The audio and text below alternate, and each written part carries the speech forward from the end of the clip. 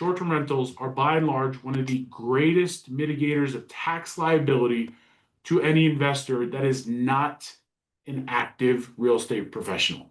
And that's essentially what we hang our hat on. Hi, I'm Tim Bratz, and every week I sit down with the top influential entrepreneurs in the country to discuss how to leave a true legacy in all things happiness, health, wealth, and wisdom. This is the Legacy Podcast. Hey guys, welcome to the Legacy Podcast. I am your host, Tim Bratz. Today I'm sitting down with a buddy of mine. We're in some masterminds together, Lamè Kinikini, who is the owner of Elk Ridge Investments, and they specialize in short-term rentals. He's got a portfolio of about 350 doors in, I think it's around 15 different states, all around some really, really great vacation rental markets. Has a very unique way of raising capital, structuring deals where it's a great deal for him and his team and a great deal for the investor. And I'm excited to just learn more, dive in, and talk a little bit about the journey. So Lamè, dude, appreciate you being here, man. Hey, Tim, thanks for having me, brother. I always appreciate the opportunity of people allowing me a platform to share what little I know about the little section of real estate that we perform in, but I'm excited to be here. Well, dude, I love that it's very niche. Right. And I don't think it's that little, right? I think you got a portfolio of $100 million and you're doing a lot of volume. So I think there's a lot that you can share and I'm excited to dive into it. So let's talk about, a little bit about your backstory and how you got into having this type of management company and this type of investment offering. Yeah, I always like to start from the very beginning because I feel like the story of my heritage plays a significant part in, the American dream, as many would probably call it. For me, I come from a family of immigrants from the islands of Tonga. So it's one of the Polynesian, one of the small, if you look on a map, our island is you'd think you'd almost mistake it for a speck of dust. Mm-hmm. It's tiny. And so my grandfather was a immigrant, and I always like to tell the story because I think it gives an idea of the visionaries, the lineage of visionaries I come from. My grandfather came to California as a farmer. He was an immigrant. He came the right way. He actually brought himself over and worked for 7 years as a farmer before he brought the rest of my family over.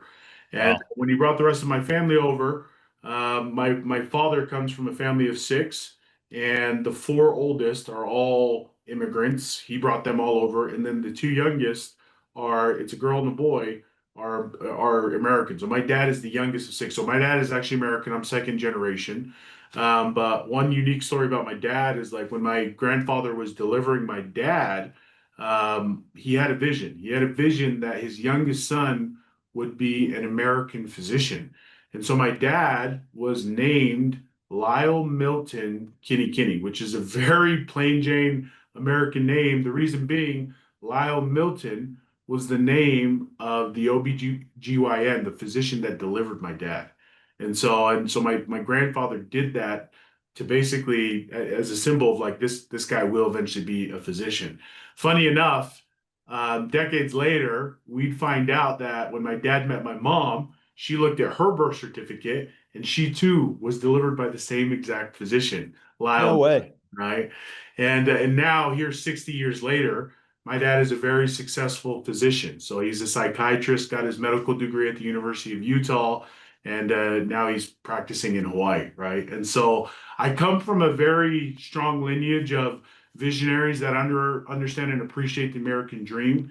And for me, I feel like I've just stood on the shoulders of giants. So for me, that's kind of the start of just understanding, look, we're in a blessed land. We need to take advantage of every opportunity here. And it kind of starts with my grandfather coming over and recognizing that and kind of laying the foundation. So that's kind of my heritage of where. I love it, man. Yeah. I mean, it's, being an entrepreneur and meeting other entrepreneurs and having teams and staff and stuff. It's dude, so many people who are born in America take America for granted, right? There's people who clamor and friggin' swim here hundreds of miles in order to get the hell out of the country that they came from because they don't have the same opportunities that we have. And those immigrants come and bring this gratitude and this willingness to work and this willingness to just do whatever it takes in order to then elevate their place in society, because dude, we take it for granted, but it doesn't exist all over the world, right? It's an unbelievable opportunity that we have. And I think it's very important. Like I'm taking my family to Africa in a I couple of love, months. And yeah, when we go, I'm going to make sure we go and drive through the slums. I'm going to make sure that we take the kids and with the windows up, drive through some areas where people live in corrugated metal sided houses, sleeping on dirt mats, right? yeah, And yeah, that they bring out, and the kids don't go to school, and because they're working and they have to go and walk 3 miles in order to get fresh water and carry it on their head 3 miles back and eating, friggin' pies and not like good pies, right? Like mud yeah, pies, right? And things yeah, that they get cooked in the dirt. And like, let me show you how good you have it, kids, right? Let's yeah, not take this for granted because you've already won the lottery. You don't yeah. need to go and play the lottery because you've already won the lottery of being born in this country at this time, right? With the opportunities that you've got because it's all right here for you. And if you don't succeed, it's because you didn't put in the work to do it. And so, dude, I have a huge respect for immigrants and people who bring that work ethic here because they are the ones that that have built the American dream and made it the country that it is. Yeah, and I love everything you're saying, Tim, because I really think that one of my superpowers early on as an entrepreneur is just the paradigm in which I see America. Mm-hmm. It is the best Agreed. land, home of the free, like land of the brave. It is legitimately every opportunity here. If you don't make money in America, it's a choice, whether you know it or not. It Mm-hmm. really is. And I say that, and I can say that because of where I come from. Like my grandfather, You this got dude, something to compare it to, man, right? Like most people don't have 100%. anything to compare it to, and they're just Yeah. comparing it to other Americans and social media, and that's it's not a real comparison. Like let's really compare of what majority of the world gets raised in and grows up in, and the social classes and limitations and glass ceilings that are on all of their heads because we don't have that Absolutely. here. And I agree, man, 100% to what you're saying. I love it. And again, I feel like with anything, especially in entrepreneurship, it all starts with mindset. And that's why I'm so thankful about where I came from and why this part of the story matters and why I always be sure to tell it because you and I both know there's too many people that approach us every day about real estate. They're like, "How do I get in?" And I'm like, "Look, before we can start talking about terms and balance sheets and this and that, you really need to change the way you look at life, right? Mhm. Like there's so much that has to start here before you can operate there. And for me, I just feel like it's been one of my greatest superpowers of coming from the heritage I come from. I So agree, man. I love it. I love it. No, it's super inspiring. Tell me a little bit about how you've transitioned that into your career and how you got into doing the short-term rental space and how you've built this portfolio. I know there's a lot more that goes into how you built the portfolio. So we'll dive like section by section on how that works, how it's structured, how you raise money, how make these tax advantages for folks and what all that stuff looks like. I think there's some really cool stuff that you've done, but what got you there? yeah, so kind of coming into my career of wanting to eventually get into real estate. I'll first say I never thought real estate was an option for me. And that's not because of disbelief or anything. It was just, I didn't know anything about it, right? My parents didn't actually own their first home until after my dad finished residency. And the only reason he bought the home was because the hospital that was recruiting him was like, hey, we'll give you a down payment for your house, right? And so that was the first time and first experience that I had ever seen real estate transact was my parents buying their first home. This was like in their late 40s because my dad was a late bloomer, right?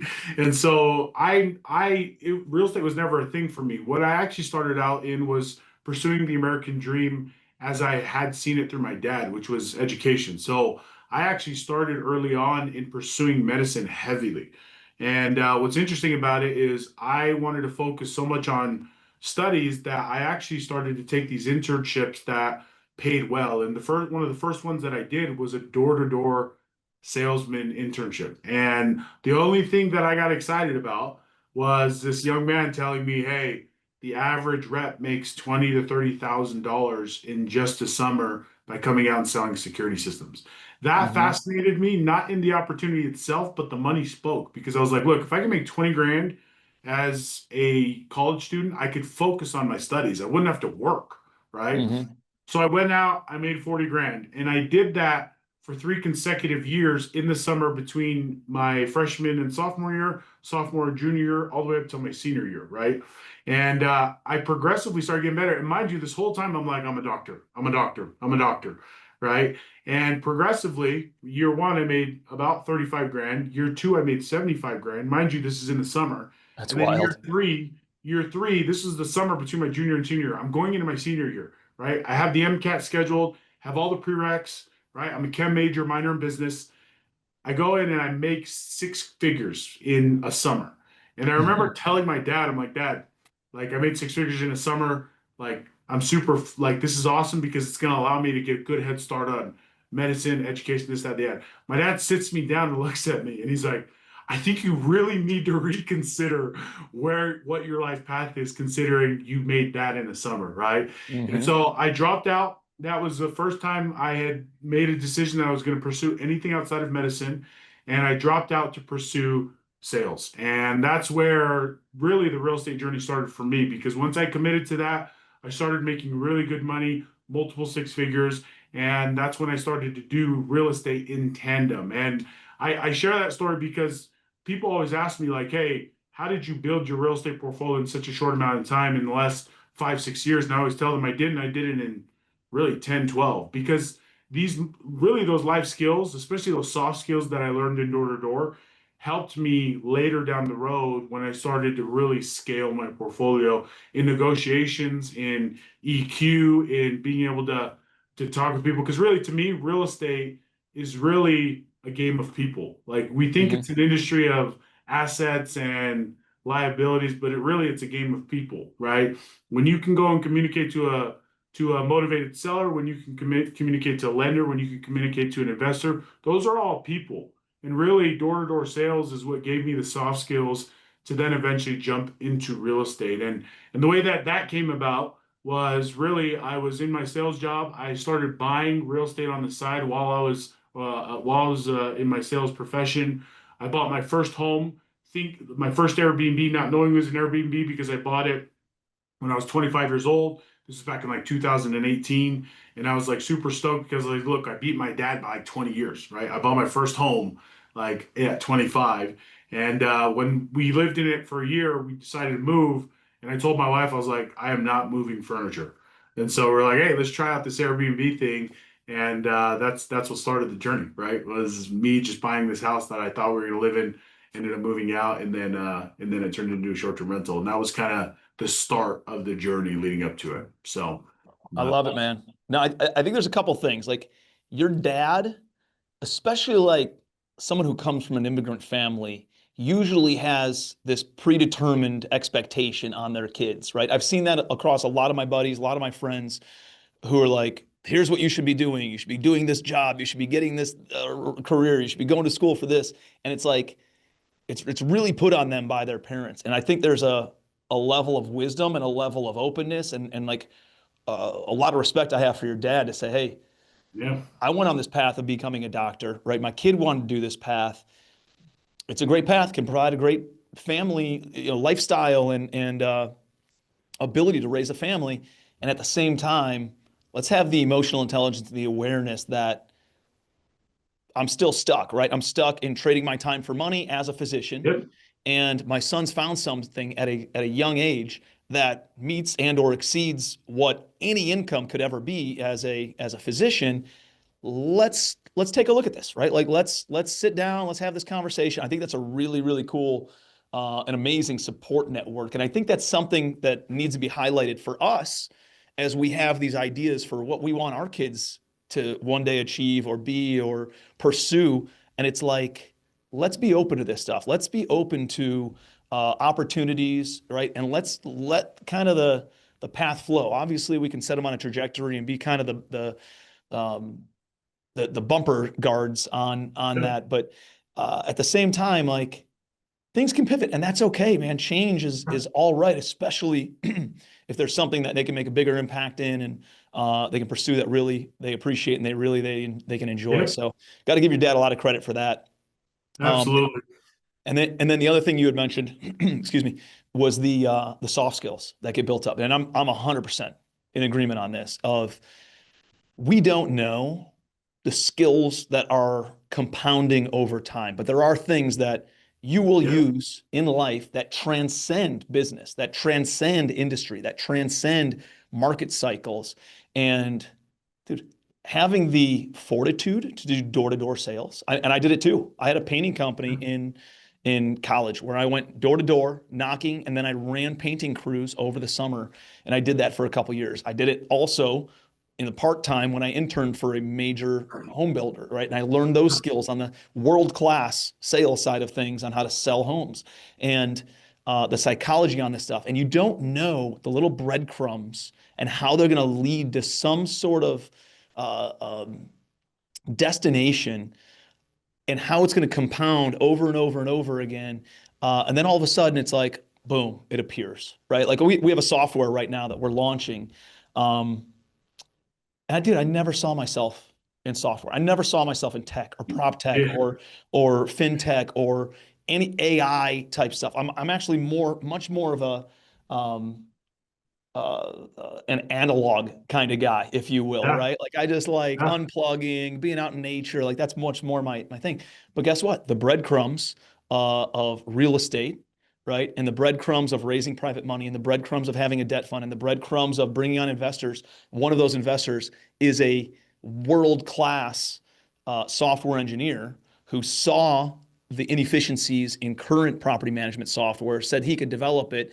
We brought the expertise. We were able to raise the money and structure it similar to how we do in syndications. We were able to like, dude, all these breadcrumbs and all these things just ended up in one path that is now a multi-billion-dollar opportunity for us over the course of the next 6 years, right? And so not like if somebody's lost their way or they don't know which direction to go in, there are certain things you can work on that will compound. It's listening to the audio books that are the personal development type stuff, personal finance and understanding investments and understanding those types, like developing sales skills, developing the idea of rejection is okay, right? Being turned down is okay. Overcome, like getting back up. Bad things that happen to you happen to everybody, but it's not about the bad things that happen to you. It's about how you overcome the bad things that happen to you. How do you respond to what happens to you? Like those kinds of foundational things that you can work on regardless of where you are in your career, and let that compound, let your expertise compound on that foundation of mindset, man, is what really is going to set you up. And you don't know necessarily, or at least I didn't know where the breadcrumbs would lead me. But because I focused on those things at an early age and these sometimes ethereal or sometimes you don't like intangible and you're not really sure how it's going to be implemented, but you know at some point it will be of value. Dude, work on those things, right? And have your kids work on those things and have your team work on those things because you don't know how it's going to compound and how it's going to prep you for opportunities in the future. But if you learn those skills, when opportunity presents itself, you will be prepared and you will be able to succeed and capitalize on it because of that. So a couple of things that you mentioned, man, that really, really resonated with me. So that's awesome. This episode of the Legacy Podcast is brought to you by Legacy Family Mastermind. I know what you're going through. I know you feel stuck in small deals, trying to figure out how do you get to that next level. I know it's hard to raise private money for real estate deals the way that the economy's been over the past few years. There are probably properties in your portfolio right now that are either losing money or at best break even, and you're trying to figure out how to turn them into winners. Or you're thinking to yourself, dude, I just want to be able to go on vacation without my business all being on my shoulders. Not having the time freedom or the financial freedom that you thought real estate was going to give you, I see it over and over and over again. But I've got the solution to every single one of those. Legacy Family Mastermind. This is a group of high-level commercial real estate investors that can help you break through every single one of those bottlenecks and help you get to that next level. I mean, you know the saying that when the student is ready, the teacher appears. Here we are. If you are serious about scaling your rental portfolio, we are here for you. This is the group to do it with. We would love to help you on that journey and design the exact life that you want to design so that way you can live it to the fullest. The next step is simple. Just schedule a call with my team at the link below and we'll see if it's a fit, because I want to see you sitting at the table with our Legacy family. Let's go build some wealth together. let's dive into the short-term rental space. So you get into the short-term rentals, you see that there's some cash flow there. You're familiar with traditional rental properties and the amount of cash flow those can bring in. You see the short-term rental, how much more cash flow can come in, and you've developed a really cool offering, a whole management company. It's vertically integrated with a lot of the support mechanisms, cleaning companies, maintenance staff, all that kind of stuff, where you've developed this amazing business, this awesome portfolio, and a great opportunity that creates win-win situations, right? And which I'm a big believer in. It's like, dude, if it's not win-win across the board, it's a hard sell. And if it's a win-win, it's an easy sell, right? And everybody's raising their hand because they want to participate. And you've done a great job of creating a very obvious win-win. Yeah. Explain how you developed that, what the offering win-win looks like for your investors, and how it's been able to benefit you. Absolutely. So this is a great question, and I feel like the progression of this is important to really because I think you find high value solutions as you start to progress through multiple problems and understanding them, right? I started the company as a management company. We were entirely management, right? So like we basically were just trading time for services. We would manage the property, had no control over the asset because we were just working with clients that property owners. COVID hit, and we realized how much lack of control we had when people started to make decisions out of scarcity and honestly just fear and noise of like, hey, Airbnb's not working, this is going to die, yada, yada, yada. And we realized we had very little control. So that's when we opened up our acquisition arm. I remember when I had my management company, I had about 300 grand that I wanted to be able to deploy, and that stretched only so far. And I realized very quickly that I was like, okay, if I'm going to do this, I need to start working with other people's money. And that's when I started to raise capital. Initially, when we started to raise, we were positioning the offer as as an investment, an alternative investment to options and stocks, right? You can become, an owner in an STR, you get great returns, this, that, the other. When we started to like really start to get opportunity with other people's money, one of the things I wanted to do was really understand the client journey of like why they were buying. So we really started to focus when we bought our first like 8 figures of assets. I really started to dissect like why are people even giving Lamè money? Like what is the thing that really actually makes them tick? And therein is where we started to really find that people were buying not because of cash flow, not because Airbnb and sexy is sexy. That was like that was long. Those times are gone, right? COVID's no longer here. People were primarily buying because of taxes. And that was really where we started to figure out what is the highest and best value at market of a short-term rental is taxes. And so Mhm. we started to really niche down on that. And the reason for people wanting to buy it is because of the short-term rental tax loophole, right?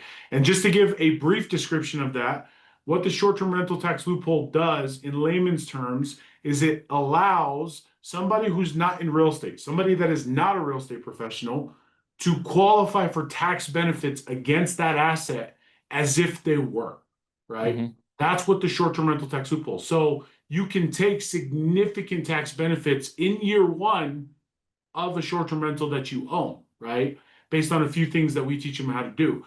And that was really where we decided to see, where we started to see the opportunity. So we doubled and tripled down on really that segment of the business to where now what I would tell people is the highest and best use and the greatest value proposition that a short-term rental gives you isn't cash flow, isn't a second home that you can go and spend your family time with. Those are all byproducts. Those are all secondary to the fact that short-term rentals are by and large one of the greatest mitigators of tax liability to any investor that is not an active real estate professional.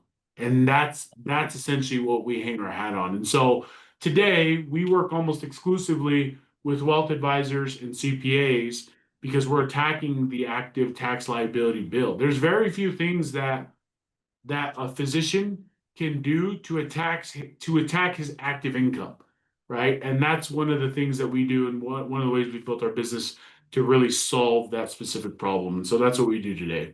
So Um, there's a lot going through my head as you're chatting, and one of them is you're a great entrepreneur. I want to give you credit for that because you consistently in your story have looked at pain points, right, and pivoted into another direction of something that works more, right? Like going back to the COVID stuff of how, and by the way, this is a big thing that I see over and over and over again, is too many people make permanent decisions based on temporary circumstances, right?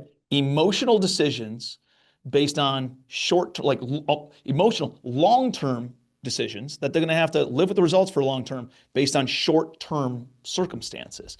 And you saw that during COVID. And it's a recurring theme over and over and over again, dude. People always make bad decisions when they base it on what's happening right now and only right now, right? If you're always saying, hey, what's going to be the best for me in the next 12 months, right? What's going to be the best thing over the next 24, 36, 60 months, right? 5 years, 10 years down the road, you're always going to make better decisions, right? You're not going to be as emotional. You're not going to snap at your kids. You're not going to be worried about what's happening in the moment because you're like, you know what?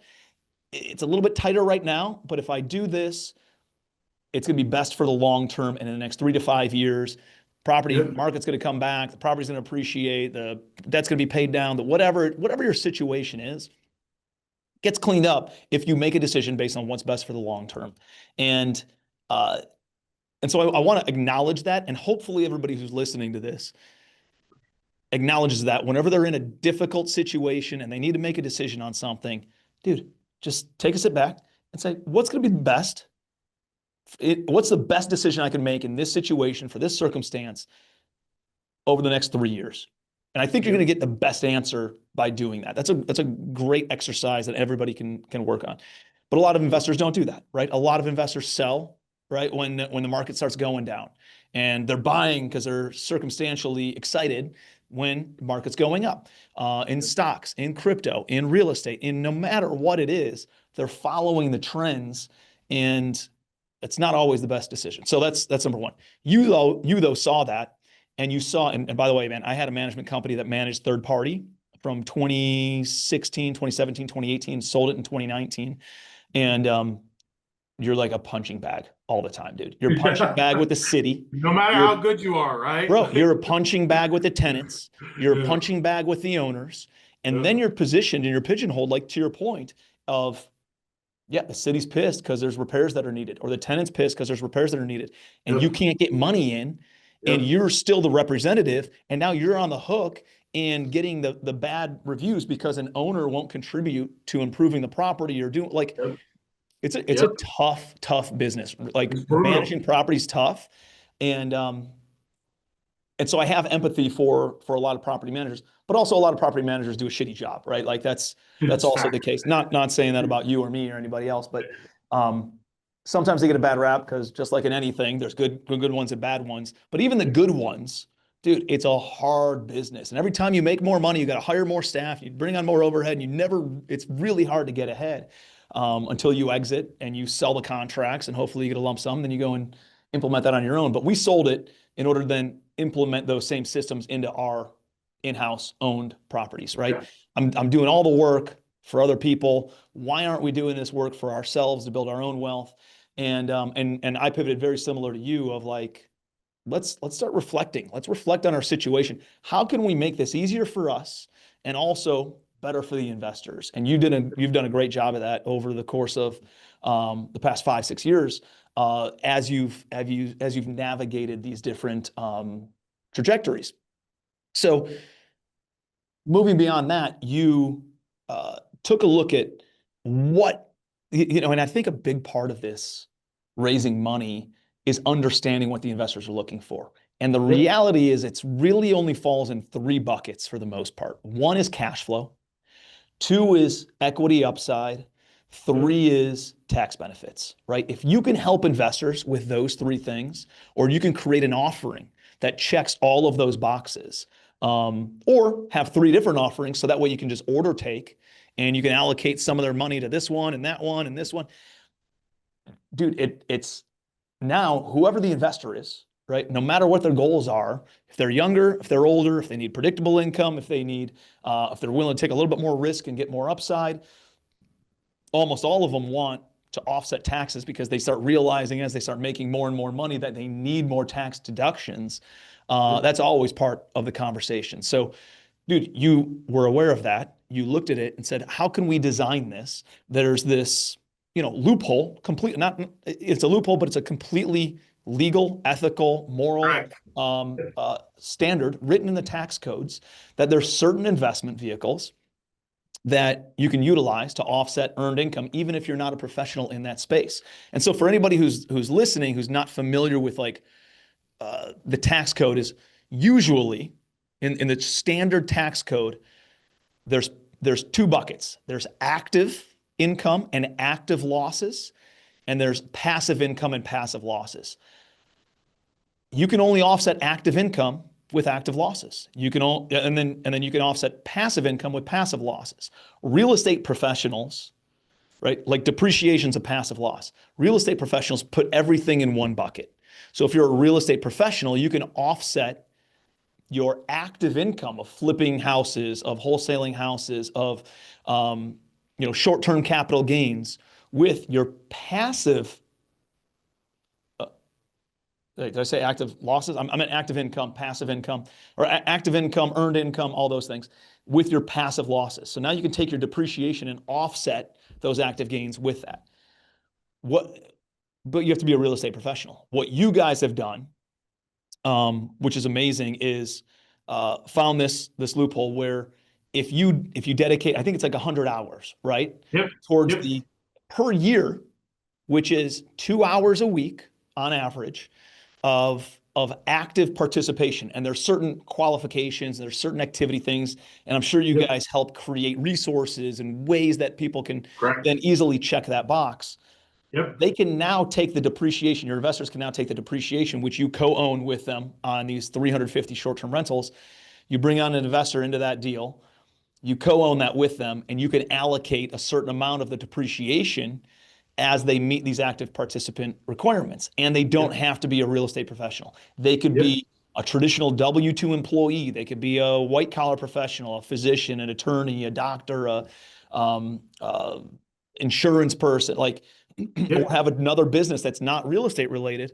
Write a check to you guys, get equity upside, get some predictable cash flow, and have the depreciation that can be actively offsetting of their active income that's outside of real estate. Am I saying all Yep. that correctly? That's perfect. And can I just give an example? Because I think this Yeah, yeah. example will help, right? And just to give you guys an idea of the power of really this short-term rental tax game, right? If I'm buying $1 million house, I can run what's called a cost segregation study. And without getting too complex on what that is, because me and you, Tim, know what that is. All it is it basically the government, based on this study, will allocate a certain percentage of the asset to be able to depreciate, to your point, Tim, against your active income year one. And what that number is it's roughly about 30% of the purchase price of the home. So if I buy a home at $1 million, typically I'm going to be able to take $300,000 against my active income the first year I buy it.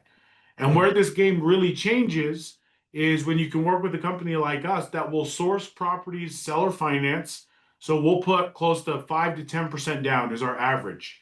We'll renovate it, update it for about another 10%, give or take, sometimes less, to where all in of deals that we find and source, renovate, and are STR ready, are all in relative to the purchase price of the home is typically 20%, which is fascinating because if I'm buying one traditionally, I have to put 20% down on a DSCR note just to buy it, right? Yeah, at least, right? I think even with DSCR, there's restrictions now, or you're constrained by cash flow, right? Where you're Yep, probably putting 30, maybe even 40% down in a lot of 100%. scenarios.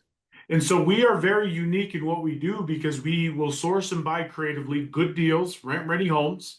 We will we will place in them furniture amenities to make it a competitive listing, all backed by data. And we do this for pennies on the dollar to the alternative method of buying a DSCR note.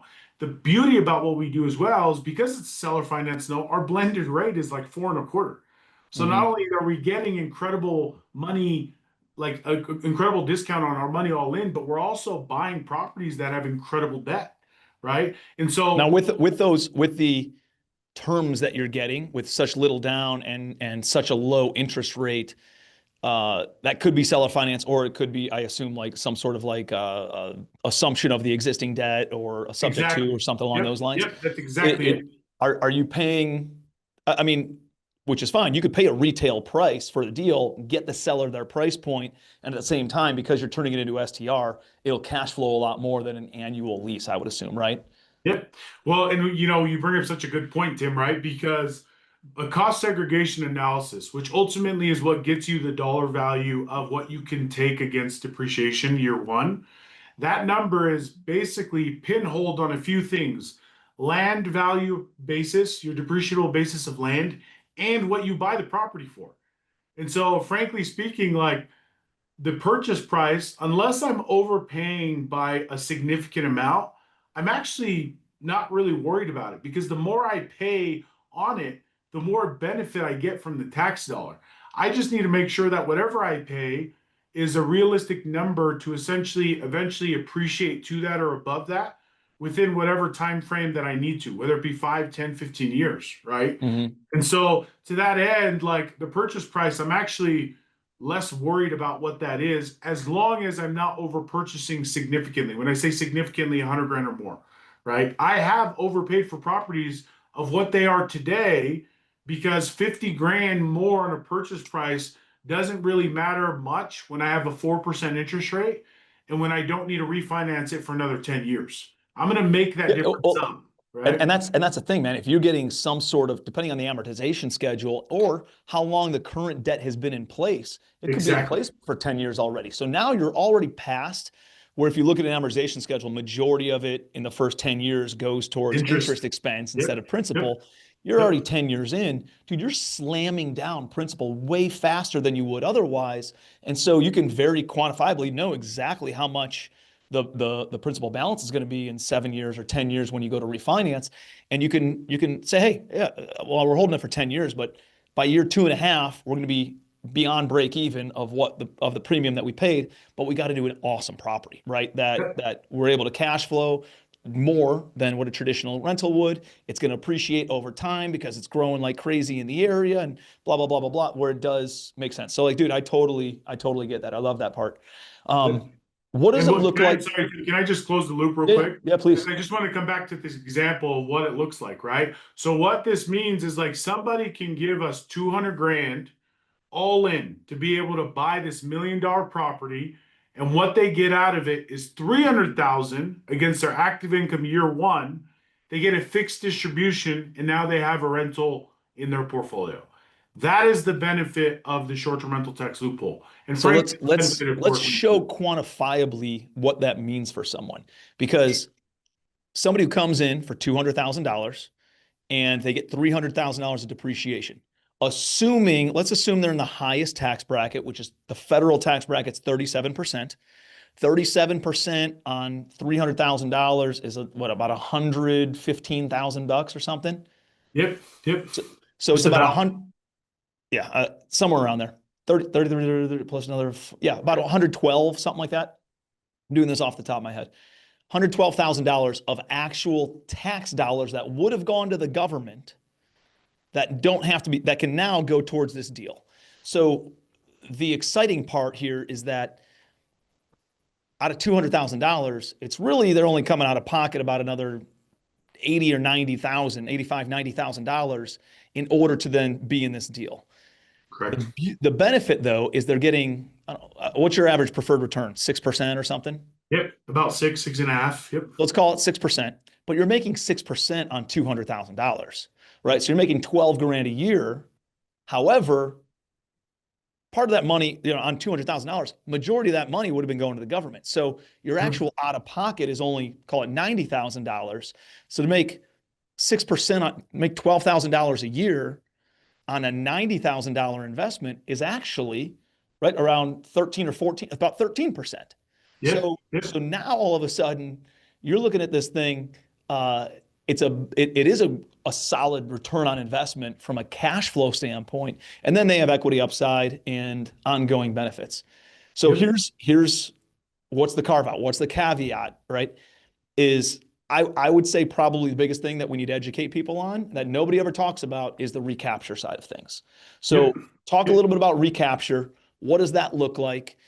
Because when they do recapture, depending on how long you've owned the property, it gets kind of into the weeds of, was it 5-year property and did you hold it for longer than 5 years? And was it 7-year property? Did you hold it for at least 7 years? But anything that gets accelerated the depreciation on that you don't hold long enough, you recapture that at a earned income tax bracket. The rest of it goes passive. But the reality is, if you grow and you get all your money back, you will have to pay taxes at an earned income tax bracket in the future.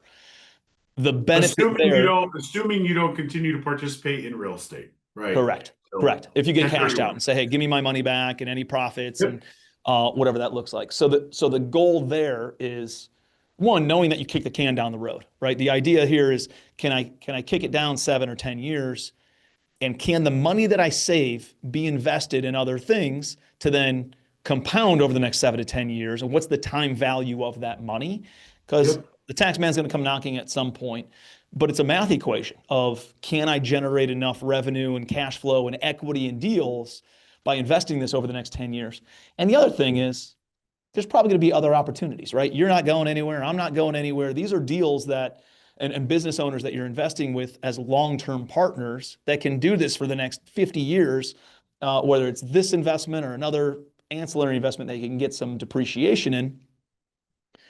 And there's probably another opportunity that you can roll your cash into and then cost seg it again and then kick the can down the road even further. So Yep. anything to say or add or Yeah. elaborate on that? Well, I just wanted to speak to a few things, right? Because we've done the math and it's complex and we're still not perfect at it. But a few things to consider with depreciation, right? That people don't often think about. Depreciation does a few things for you. One, it allows you, and these are some added benefits that really just add fuel to this fire of benefit, right? First one is depreciation that people don't recognize makes you incredibly lendable without the expense, right? Meaning, like people can now go and afford bigger homes, better homes without the tax liability to be able to buy a primary for 3.5% down and qualify for it while having saved that tax liability because depreciation is added back when people then go to get qualified for loans, cars, whatever they need to do, right? So it puts you in a better Yeah, so it position to doesn't then impact your borrowing ability the same way 100%. that have as an active loss would. Yep. So that makes you dangerous to continue to invest, right?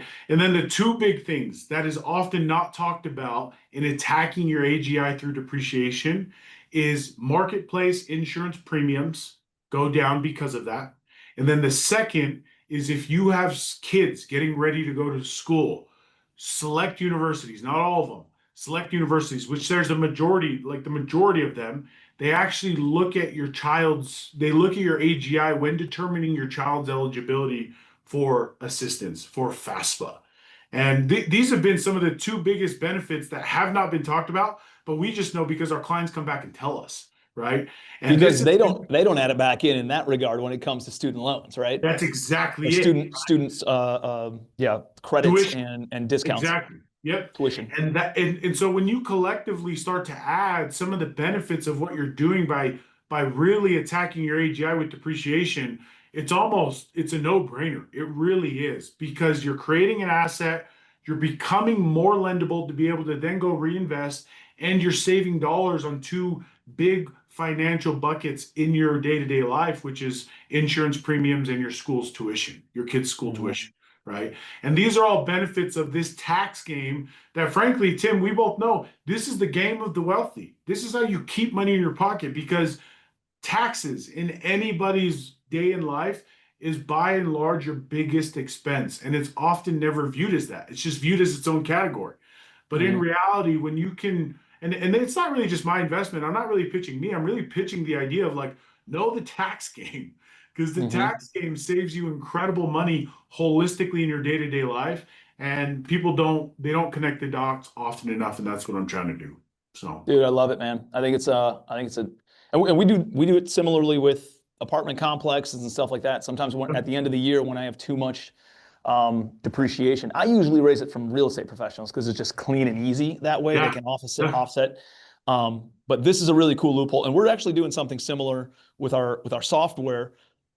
Almost the exact same thing, dude. It's a 100-hour contribution. Yep. They can participate in certain ways. We can check a few boxes, and it's a very unique way where anybody in any industry can offset their active income by investing in some of these vehicles, um, which is really, and most people don't know about it, right? And Yeah. even the advisors in a lot of capacities are like, well, I'm not really sure. Let me try this. Let me try that. And like we've had And to educate the CPAs. advisors in many scenarios of here's how it works, here's why it works, and here's how your client can qualify for it. We get our CPA on the line. We're talking through it.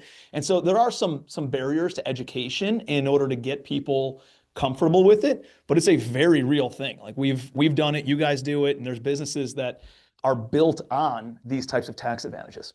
Yeah. And to your point, Tim, like this is something that needs to be said. Some of the most dangerous people in financial literacy are often wealth advisors and CPAs unknowingly.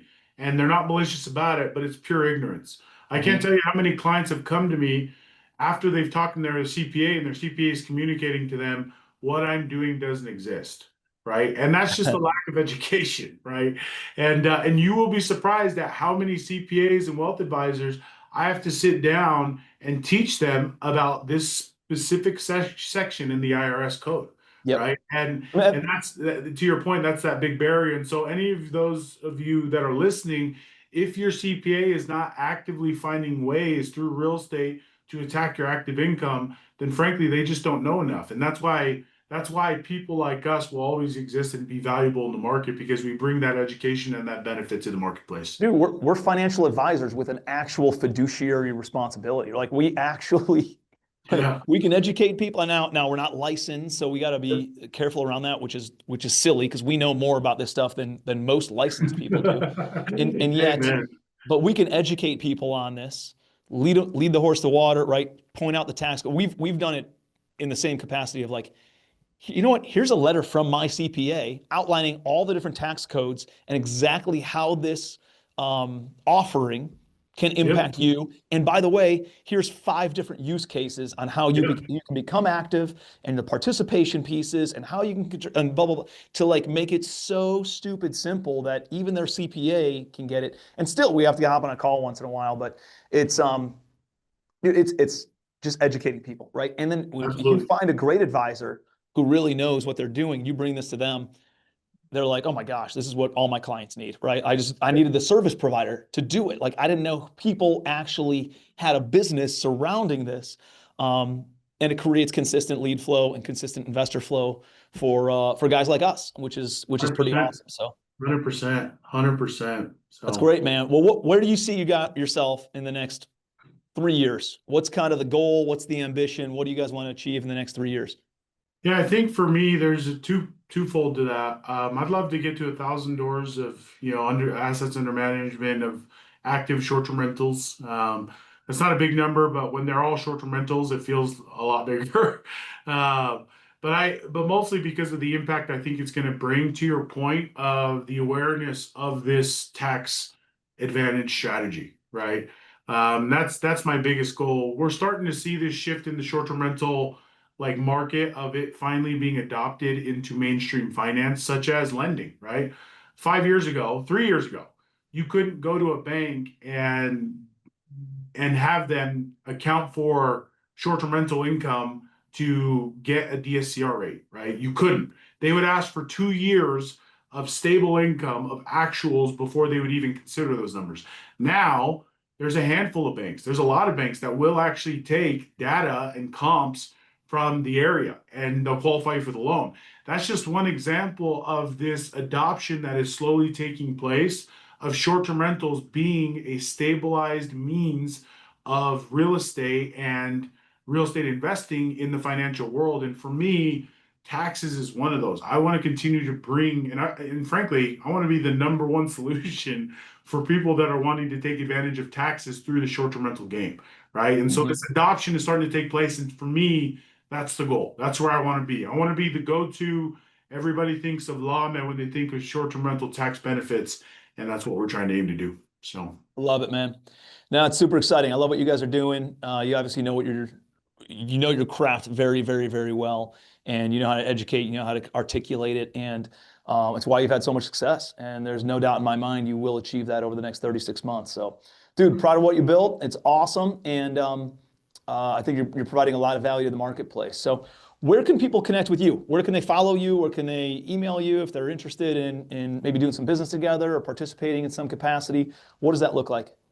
My biggest, the best way you can get a hold of me typically is my Instagram. So it's Lamè, Lame dot, my last name, Kinikini, Kinikini. Usually if you just search Lamè, Lame, it's spelled like lame. Like I'm usually the first one that pops up.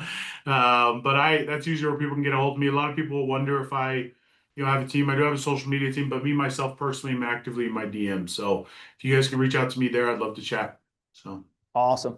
Lamè, appreciate you being here, brother. I love everything that you're doing. Excited to see you at the next mastermind event. Sure. And appreciate you guys being here. Thanks for hopping into the Legacy Podcast.